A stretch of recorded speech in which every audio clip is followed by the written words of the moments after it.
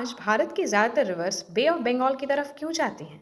नर्मदा और तापी वेस्ट की तरफ ही क्यों जाती हैं? और सबसे बड़ी बात, पेनिनसुलर रिवर्स को हिमालय से भी पुराना क्यों कहा जाता है? इन सवालों के जवाब हमें मिलते हैं लाखों नहीं, करोड़ों साल पुरानी जियोलॉजिकल हिस्ट्री में। ये कहानी है भारत के पेनिनसुलर ड्रेनेज सिस्टम की। जब हम इंडियन रिवर्स की बात करते हैं तो अक्सर हिमालय और गंगा की तस्वीर दिमाग में आती है। लेकिन भारत की कुछ नदियां हिमालय से भी पुरानी हैं। इन्हें हम पेनिनसुलर रिवर्स कहते हैं। इनकी broad valleys, shallow river courses और मैच्योर ड्रेनेज पैटर्न ये सब बताते हैं कि ये रिवर्स बहुत पुरानी हैं। गोदावरी, कृष्णा, कावेरी, महानदी और नर्मदा सब इसी प्राचीन ड्रेनेज सिस्टम का हिस्सा है। लेकिन सवाल है, आखिर इन रिवर्स का आज का रूट बना कैसे? जियोलॉजिस्ट कहते हैं कि तीन बड़े जियोलॉजिकल इवेंट्स ने आज के पेनिनसुलर ड्रेनेज सिस्टम को शेप दिया। और पहला इवेंट था वेस्टर्न पेनिनसुलर इंडिया का धीरे धीरे नीचे धंसना, जिसे सब्सिडेंस कहा जाता है। जब जमीन का एक हिस्सा नीचे गया तो पुराने ड्रेनेज पैटर्न्स डिस्टर्ब हो गए।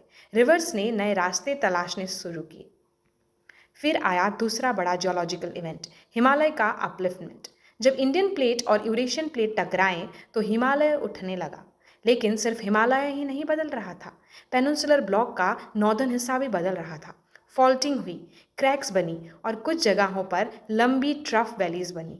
आज हम इन्हें रिफ्ट वैलीज कहते हैं और इन्हीं वैलीज में नर्मदा और तापी ने अपना रास्ता बना लिया।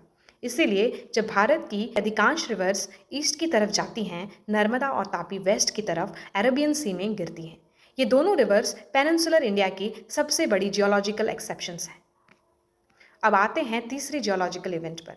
यह इवेंट था पूरे पेनिनसुलर ब्लॉक का हल्का सा झुकना, नॉर्थ वेस्ट से साउथ ईस्ट की तरफ। बस इसी छोटे से टिल्ट ने इंडिया की रिवर स्टोरी बदल दी। अब ग्रेविटी ने अपना काम किया और ज़्यादातर रिवर्स बे ऑफ बंगाल की तरफ बहने लगी। गोदावरी, कृष्णा, कावेरी, महानदी सब ने ईस्टवर्ड फ्लो डेवलप कर लिया। आज भी भारत के अधिकांश पेनिनसुलर रिवर्स इसी जियोलॉजिकल टिल्ट को फॉलो करती हैं। लेकिन एक और हीरो है जिसके बिना ये कहानी अधूरी है, वेस्टर्न घाट्स। वेस्टर्न कोस्ट के साथ साथ चलने वाली ये माउंटेन्स एक नेचुरल वाटर डिवाइड का काम करती हैं। जो रिवर्स ईस्टर्न साइड पर गिरती हैं वो लंबा सफ़र करके बे ऑफ बंगाल पहुंचती हैं, और जो वेस्टर्न स्लोप पर निकलती हैं वो छोटी सी जर्नी करके अरेबियन सी में मिल जाती हैं। अगर पेनिनसुलर रिवर्स की हिमालयन रिवर्स से तुलना करें तो फ़र्क साफ नज़र आता है। हिमालयन रिवर्स यॉन्ग हैं, peninsular rivers mature. Himalayan rivers meanders बनाती हैं, peninsular rivers fixed course follow करती हैं। हिमालयन रिवर्स पेरेनियल हैं, जबकि पेनिनसुलर रिवर्स मॉनसून पर ज़्यादा निर्भर करती हैं। यही वजह है कि दोनों ड्रेनेज सिस्टम्स भारत की ज्योग्राफी में बिल्कुल अलग पहचान रखते हैं। आज जब हम गोदावरी, कृष्णा, कावेरी या नर्मदा को देखते हैं तो हमें सिर्फ रिवर्स नहीं दिखनी चाहिए, हमें दिखनी चाहिए करोड़ों साल पुरानी टेक्टोनिक मूवमेंट्स, धरती का झुकना, फॉल्ट्स का बनना और हिमालय का उठना।